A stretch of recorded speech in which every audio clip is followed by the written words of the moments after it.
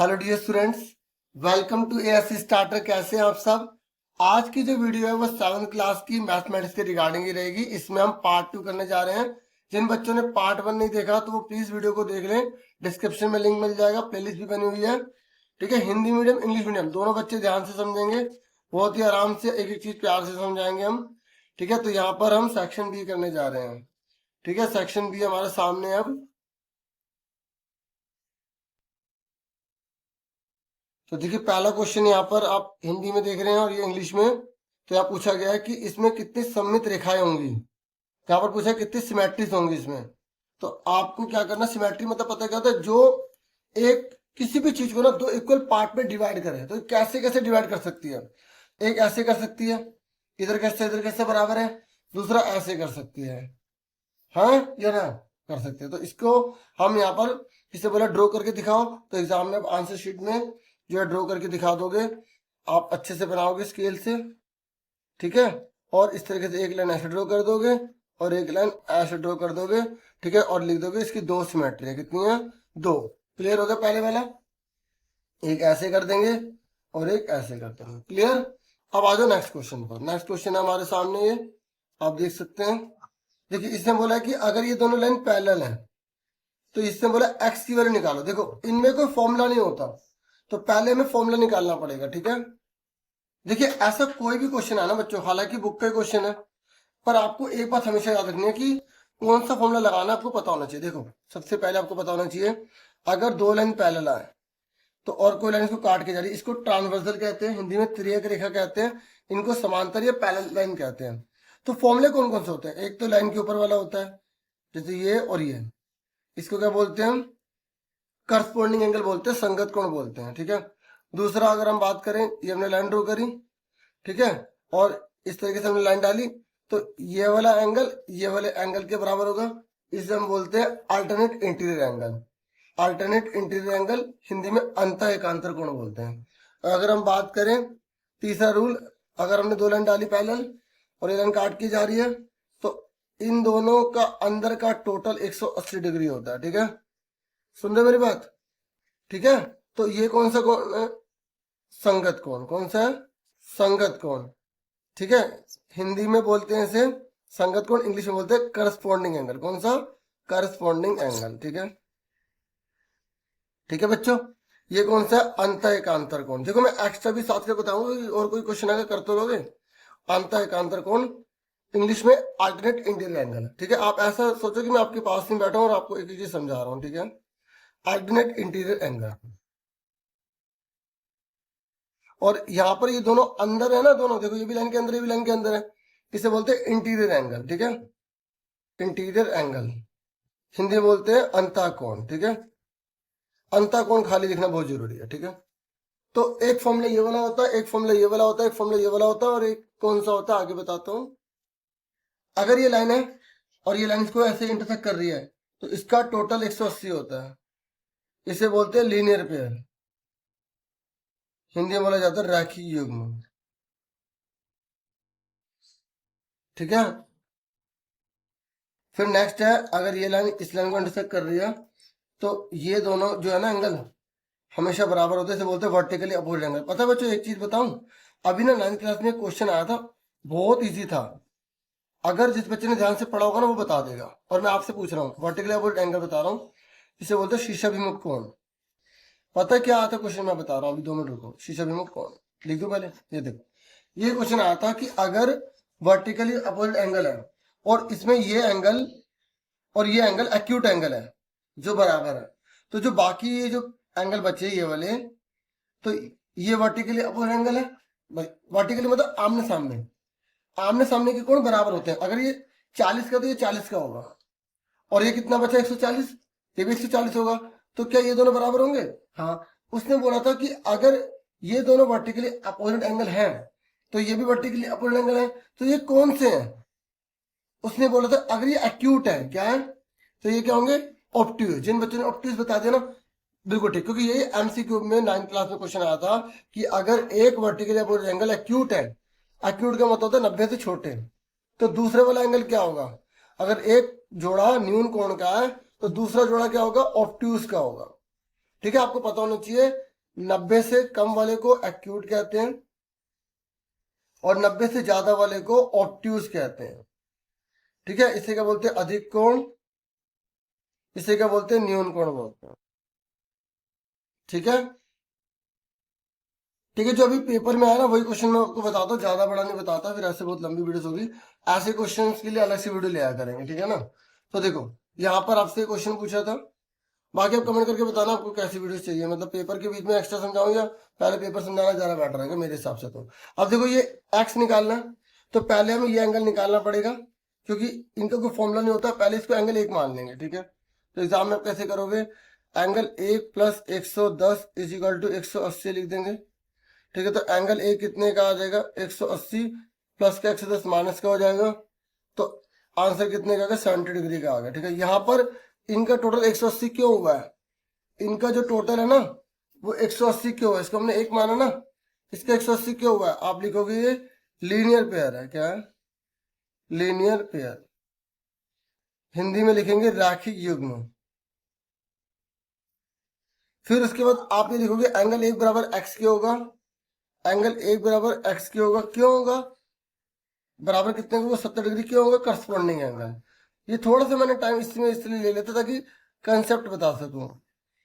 क्योंकि बच्चे ने सिर्फ पेपर के लिए वीडियो देखते हैं ना, इसलिए फिर मैं अलग से ही ले आऊंगा ना। संगत कौन हो गया? ठीक है, अब ये ना मेरा मानना है कि जैसे अगर क्वेश्चन अच्छे से डीपली ना बताया जाए ना तो उसका फायदा नहीं है। अब देख लेते हैं कैसे आपको लगा, आप बताना कमेंट करके। ठीक है, तो समझ में आ गया। अब अगला क्वेश्चन है फोर्थ। ये कह रहा है इसको ना आपको इक्वेशन में प्रेजेंट करना है। ये जो दे रखा है इसको इक्वेशन में लिखना है। देखो आप खुद भी ना ट्राई करते रहना और अपना आंसर वगैरह मैच करना। ठीक है, क्योंकि मेन मकसद आपको आना है ना, फिर मैच करना कितना सही है कितना गलत है। फोर देखो, अगर किसी संख्या के दुगने, जैसे जैसे कोई क्वेश्चन है ना तो पहले आप एक्स मान लेना। माना कोई भी क्वेश्चन है, माना संख्या बराबर एक्स मान लिया, इंग्लिश में let number is equal to X मान लिया। ठीक है, फिर यहां लिख देंगे सीधा according to question, according to question. ठीक है, क्या लिख देंगे हिंदी में प्रश्नानुसार, प्रश्नानुसार। अब क्या बोला उसने? अब देखो जैसे बोला वैसे करेंगे।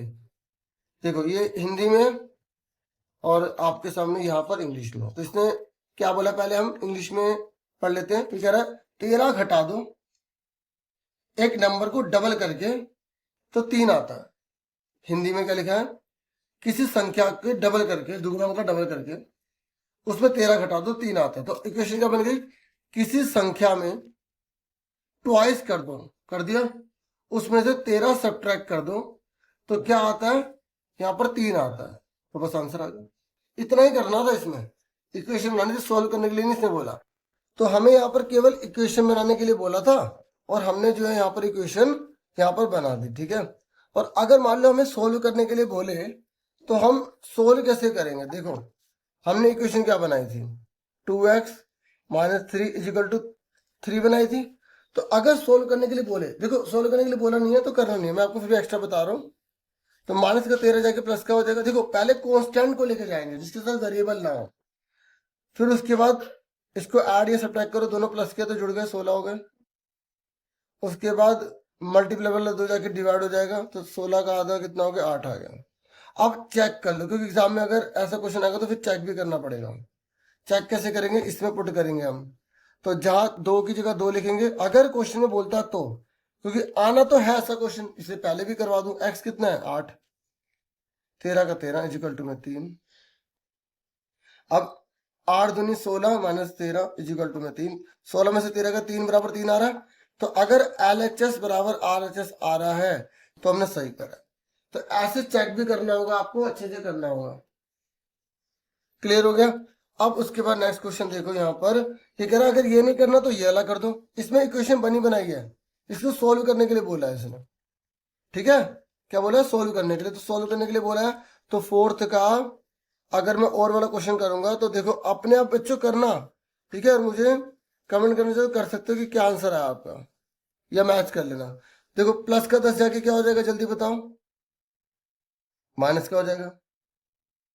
ठीक है, समझो? कितना बचेगा? 90 बचेगा। और फिर प्लस ये जो मल्टीप्लाई में 10 है, इधर जाके क्या हो जाएगा डिवाइड में, 0 0 कैंसिल हो गई, तो कितना आ गया 9 आ गया। या आप सिंपल कर सकते हो कि 10 से डिवाइड कर दिया, 9 आ गया। अब एक बात और सुनो, जैसे इक्वल चल रहा होता है ना, तो यहाँ पर आप या तो और लिखते रहो या आप ऐसे वाला साइन बना दो, दोनों में से एक बनाना, ठीक है, क्योंकि इक्वल चल रहा है ना, तो हम इक्वल तो लगा नहीं सकते यहाँ पे दोबारा से, इसलिए। अब उसके नेक्स्ट क्वेश्चन है पांचवा क्वेश्चन। ये कह रहा है पांचवें क्वेश्चन में आपको उसका मीन निकालना है। तो बच्चों मीन तो आप सबको अच्छे से पता ही होगा, मीन थर्ड चैप्टर में आपने बहुत अच्छे से पढ़ा होगा माध्य निकालने के लिए।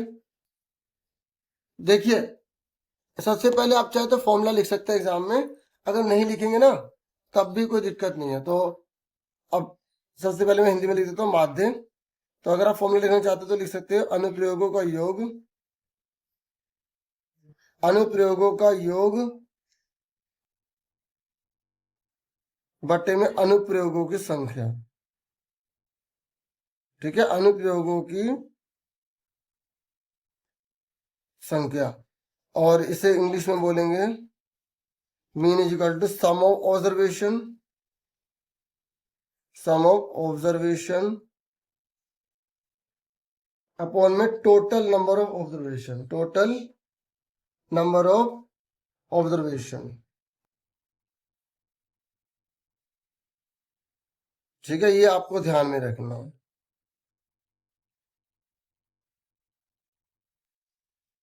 ठीक है, लिख दिया, ये फॉर्मूला आप जरूर लिख देना एग्जाम में, ठीक है। अगर जिसने नहीं लिखा तो भी कोई दिक्कत नहीं है, ठीक है। अब उसके बाद क्या करेंगे, इक्वल डालेंगे कि सारे नंबर लिख लेंगे 58, 76, 40, 35, 46, 45, 0 प्लस 100। अभी कितने जने हैं, 1 2 3 4 5 6 7 8। तो आपको इन सबको ऐड करके 8 से डिवाइड करना है। तो जल्दी से आप इसे ऐड कीजिए। देखिए ऐड करने के लिए सबसे आसान तरीका क्या है, पहले जिसकी 1 डिजिट है ना इसको जोड़ लो, ठीक है।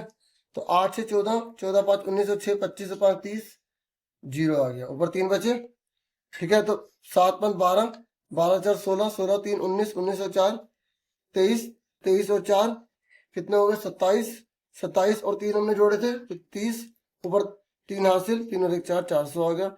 अब 400 को 8 से डिवाइड कर देंगे, तो 8 पंजे 40, 8 5 40, 50 आंसर आ गया, ठीक है।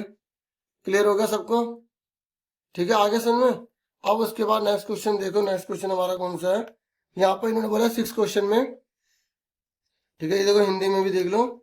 इसने बोला एक स्थान ए की ऊंचाई समुद्र तल से 1800 मीटर ऊपर है, दूसरा स्थान बी समुद्र तल से नीचे है, तो इन दोनों के बीच का अंतर बताइए। देखो कितना आसान क्वेश्चन पूछा है, देख लो इधर इसने क्या बोला है। एक ना ऐसा कोई क्वेश्चन आए ना तो हो सकता है पहली बार कर रहे हो सकता है बहुत टफ आ जाए, बहुत टफ आ जाए, लेकिन आपको ये रखना जैसे ये आपने समुद्र की लाइन डाल दी, ये बाउंड्री डाल दी, इससे बोला एक ऊपर है, तो ऊपर कितना 1800, ठीक है, और एक चीज नीचे जा रही है, कितना नीचे जा रही है 700, ये बहुत ऊपर है ये नीचे है। इसने बोला यहां से लेकर यहां तक का गैप कितना, देखो नीचे वाला माइनस का होता है, ऊपर वाला प्लस का होता है। अगर कॉमन सेंस लगाए यहां से यहां तक कितनी दूरी है, तो 1800 700 2500 हुई ना।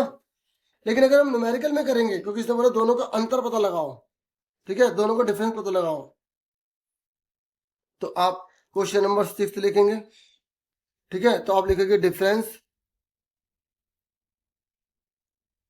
डिफरेंस आप देखो, आप थोड़ा सा अगर थ्योरी लिखना चाहते हो तो लिख सकते हो difference between the level of the two places, ठीक है, पूरा लिख देता हूँ डिफरेंस बिटवीन द, ये शॉर्ट में लिखते हैं बिटवीन द, ठीक है, लेवल्स ऑफ दिस, क्योंकि हमें ज्यादा डिटेल लिखने की जरूरत नहीं है, जितने हमें मार्क्स का है ना उसके हिसाब से हम लिखेंगे टू प्लेसेस, ठीक है। इजिकल टू क्या लिखेंगे, देखो ये जो हमने लाइन डाली है ये 1800 प्लस का होगा, ठीक है, माइनस माइनस वाला डिफरेंस निकालना, ये 700 है, ये माइनस का लेंगे, क्योंकि जो नीचे वाली लाइन होती है ना माइनस की होती है, ठीक है। और 1800 माइनस माइनस प्लस 700 कितना आ गया 2500 आ गया, ये आंसर आ गया, ठीक है। तो हिंदी में देखो आप क्या लिखोगे, इन दोनों स्थानों के स्तरों के बीच का अंतर, यहां लिख लोगे इन दोनों स्थानों के स्तरों के बीच का अंतर, के बीच का अंतर। ठीक है, तो आंसर आ गया। अब इसके नेक्स्ट क्वेश्चन इसने बोला है यहाँ पे 7वें नंबर पर, 7वां क्वेश्चन इसने बोला है कि इसका बहुलक और माध्यिका निकालनी है आपको।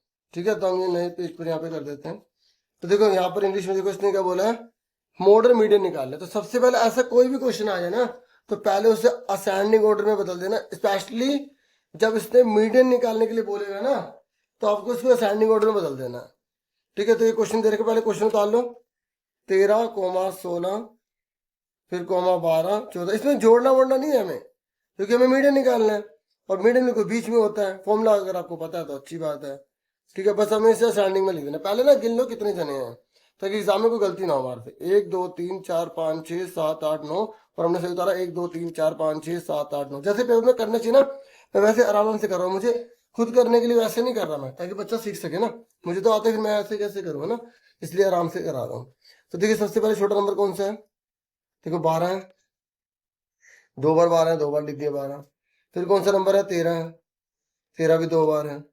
ठीक है, तो उसके बाद कौन है, यहाँ पर आप देखेंगे 14, 14 3 बार है, 1 2 3 बार है। उसके बाद 15 नहीं है, 16 है, 1 बार है।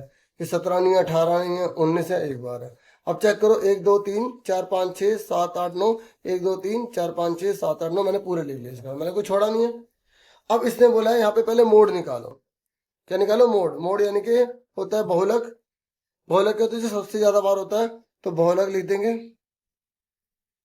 इसका जेड सिंबल होता है, इंग्लिश में इसे बोलते हैं मोड। तो मोड कितना आ गया, 14 आ गया, क्योंकि सबसे ज्यादा बार 14 है। सबसे ज्यादा बार जो होता है उसे मोड कहते हैं। तो 14 सबसे ज्यादा बार है ना, तो मोड आ गया हमारा आंसर। ठीक है, आना जरूर है क्वेश्चन। और कभी कभी क्या करेगा, आपको आंसर लिख देगा 14 है, और यहाँ पे एक्स लिख देगा, तो आंसर तो एक्स की वैल्यू भी 14 ही आएगी, क्योंकि वो सबसे ज्यादा बार है ना। तो उल्टा करके भी दे देता है। ठीक है, अब उसके बाद आपको मीडियन निकालना है। तो मीडियन निकालने के लिए हिंदी में आपको मैं बता दूं, माध्यिका बोलते हैं, माध्यक बोलते हैं। तो माध्यिका इन्होंने लिखा हुआ है यहाँ पे। ठीक है, ये देखो। तो डियर आपको मैं बता दूं, यहाँ पे आप कैसे करेंगे इसको। सबसे पहले आपको एन लिखना होता है, एन कितने जने हैं। ठीक है, पैटर्न से करना। एन कितने जने हैं, 9 जने हैं। ठीक है, फिर मीडियन का फॉर्मूला लगा दो। क्या फॉर्मूला होता है, n+1/2 ऊपर TH। याद रखना, मीडियन निकालने के लिए आपको असेंडिंग ऑर्डर में लिखना जरूरी है, क्योंकि फिर बच्चे गलत कर देते। n कितने हैं, 9 + 1/2 TH। 9 जने है ना, तो 9 और 1 10, 10 का आधा कितना हो गया, 5। तो 5वें नंबर पे कौन आ रहा है, 5वें नंबर पे कौन आ रहा है, 1 2 3 4 5 14 आ रहा है। तो हमारा आंसर क्या आ गया, 14 आ गया। एक बात बताऊं, अगर किसी बच्चे को फॉर्मूला भी नहीं आ रहा ना, और उसने मीडियन निकालना है, क्या निकालना है, मीडियन, तो बिल्कुल बीच में कौन आ रहा है, देखो बिल्कुल बीच में कौन आ रहा है, 14 आ रहा है। और किसी बच्चे के अंदर सर अगर यहाँ पर 10 आ गया, तो बीच में तो 2 जने बचेंगे। अगर बीच में 2 जने बचेंगे, तो दोनों को जोड़ के फिर आधा कर देंगे, क्योंकि हमें 20 की वैल्यू लेनी है ना। बिल्कुल, अगर बीच में 2 जने बच रहे हैं, तो दोनों को जोड़ के आधा कर देंगे। ठीक है, पर यहाँ पे नहीं करना पड़ेगा, क्योंकि बीच में एक ही जना बच रहा है। ठीक है, समझ में आ गई। तो डियर मैंने आपसे ये पार्ट बी की वीडियो डिस्कस कर दी। आज से फिर मिलेंगे नेक्स्ट वीडियो में। Thank you for watching and listening carefully. Channel को सब्सक्राइब करें, बेल आइकन को प्रेस करके रखें। Take care students.